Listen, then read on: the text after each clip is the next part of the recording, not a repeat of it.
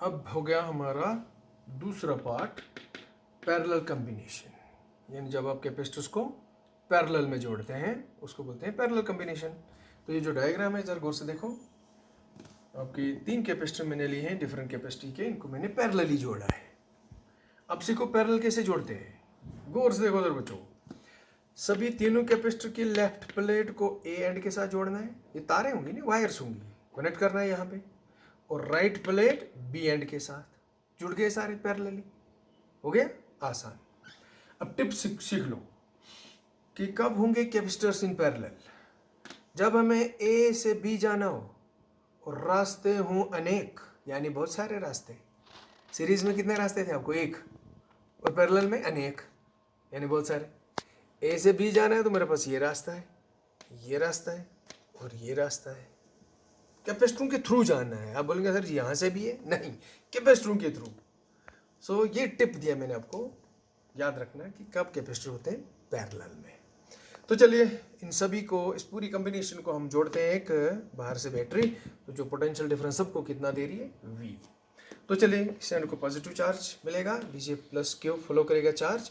जो ही charge plus Q A पे पहुंचेगा, अब देखो बच्चों चार्ज ने अब डिस्ट्रीब्यूट होना है। क्या सेम मिलेगा या डिफरेंट मिलेगा? चार्ज यहाँ पे डिस्ट्रीब्यूट हो जाएगा।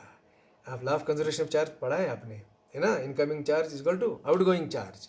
तो यहाँ जो है मान लो C1 को मिलेगा Q1, C2 को मिलेगा Q2 और C3 को मिलेगा Q3।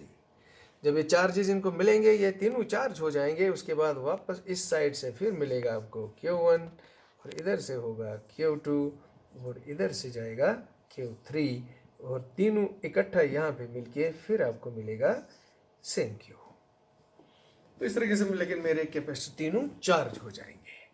अब चलिए आपको पता ही है जब इसको चार्ज मिलेगा तो ये पॉजिटिव चार्ज इसको इंड्यूस होगा यहाँ नेगेटिव, तो पॉजिटिव जो होगा तो चला गया इधर।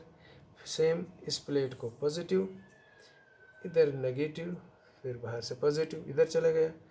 तो इस तरीके से तीनों कैपेसिटर मेरे हो गए बच्चों चार्ज। लेकिन याद रखना क्यों मेरा स्प्लिट हो गया, डिवाइड हो गया, और law of conservation of charge यहाँ ओबे करेगा।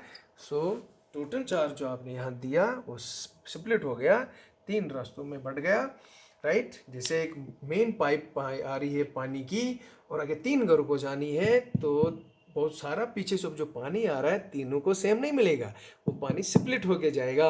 अगर आगे फिर मैं जमा करूँगा तो तीनों की टैंकियों को, तो वो सारा पानी जितना आया था वह फिर वापस मिलेगा। वही समझो आप ऐसे कि क्यों जो होगा, जो आपने चार्ज दिया इन तीनों को, वो स्प्लिट हो गया और वो तीनों के सम के बराबर होगा। Is clear? Right. So that means अब यहाँ बोलो, अब एक चीज पूछूंगा मैं, बोलो बच्चों, अब इस कैपेसिटर के अक्रॉस इन 2 प्लेटों के बीच अब पोटेंशियल डिफरेंस क्या होगा? गौर से देखना जरा। सभी कैपेसिटर की लेफ्ट प्लेट ए के साथ, राइट प्लेट बी के साथ कितना पोटेंशियल डिफरेंस दे रहे हो? V। तो बोलो क्या potential difference across the 2 plates same रहेगा कि चेंज होगा? राइट। चार्ज बेशक डिफरेंट मिल रहा है, कैपेसिटी सबकी डिफरेंट है, लेकिन सारे कनेक्टेड है लेफ्ट प्लेट ए के साथ, राइट प्लेट बी के साथ। ए और बी को कितना पोटेंशियल आप डिफरेंस दे रहे हो? V। तो दोनों का सारे कैपेसिटरों का पोटेंशियल डिफरेंस क्या रहेगा? Same V। सो V रिमेन्स कॉन्स्टेंट। तो which quantity remains constant in parallel combination? V remains constant. Okay? So change कौन हो गया? चार्ज। करो अब use C is equal to Q by V, therefore Q होगा CV।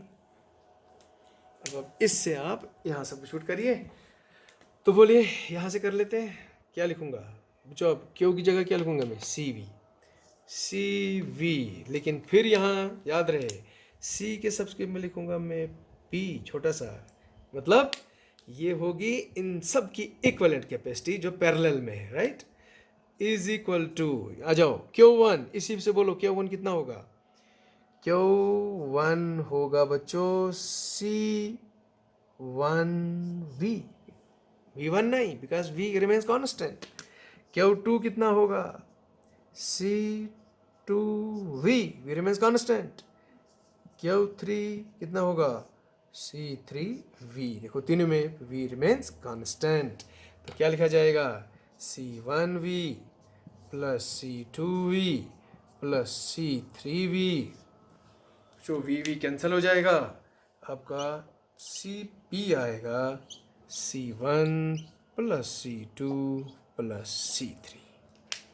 बोलो बच्चों क्या सीखने को मिला कि जब तीन कैपेसिटर हमने पैरेलली जोड़े थे जिनकी कैपेसिटी दी थी C1 C2 C3, जब आप इनको पैरेलल जोड़ते हो बोलो क्या आता है रिजल्ट, ये क्या है, ये उन सब की टोटल कैपेसिटी, ये उन सब तीनों की इक्विवेलेंट कैपेसिटी, ये उन तीनों की रिजल्टेंट कैपेसिटी, इफेक्टिव कैपेसिटी किसके बराबर होगी, तीनों की कैपेसिटी के सम के बराबर। मतलब अगर C1 आपका 2 माइक्रोफेरेड है, C2 4 माइक्रोफेरेड है, C3 6 माइक्रोफेरेड है, बोलिए जब आप इन तीनों को जोड़ते हो पैरेलली तो टोटल कैपेसिटी कितनी आएगी, as per this formula CP होगी 2 4 और 6 ऐड होंगे, आपको 12 माइक्रोफेरेड मिलेगी कैपेसिटी। बोलो बच्चों क्या हुआ, सबसे बड़ा कितना था आपके पास 6 माइक्रोफेरेड, उससे छोटा था 4, उससे छोटा था 2, जब आपने इनको पैरेलली जोड़ा तो क्या हुई, टोटल कैपेसिटी कितनी, देखो बढ़ गई, कितनी बढ़ी, राइट, जो सबसे बड़ा था उससे भी बढ़ गई, बहुत बड़ी। तो लिहाजा क्या सीखने को मिला कि अगर आपको कैपेसिटी ज़्यादा चाहिए, राइट, तो कैपेसिटरों को क्या करना चाहिए, पैरेलल में जोड़ना चाहिए। अगर आपको कम करनी है कैपेसिटी, सिंगल जो छोटे से छोटे कैपेसिटर आपके पास होगा उससे भी कम, तो आपको कैपेसिटर को जोड़ना चाहिए सीरीज में। तो बच्चों ये था। अब यहाँ अगर मेरे पास n कैपेसिटर हूँ तो वो भी जोड़ दीजिए, फॉर n कैपेसिटर्स इक्वेशन निकालनी पड़ती है, राइट, ये डाई नंबर का क्वेश्चन है, सीरीज वाला डाई और पैरेलल वाला डाई, 5 नंबर का बहुत बार ये क्वेश्चन आया है। बोलो अगर n कैपेसिटर जोड़ोगे पैरेलल में तो CP कितना आएगा, सबका सम,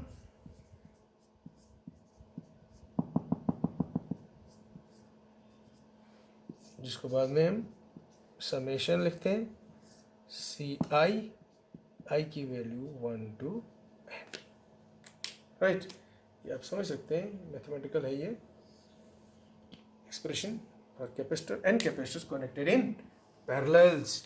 तो इस तरीके से बच्चों ये थी दो कॉम्बिनेशनें कैपेसिटर्स की कि आप कैपेसिटर को जोड़ सकते हैं कभी सीरीज में कभी पैरेलल में। सीरीज में जोड़ोगे तो कैपेसिटी फॉल होगी और पैरेलल में जोड़ोगे तो कैपेसिटी बढ़ेगी। So it's very very important question.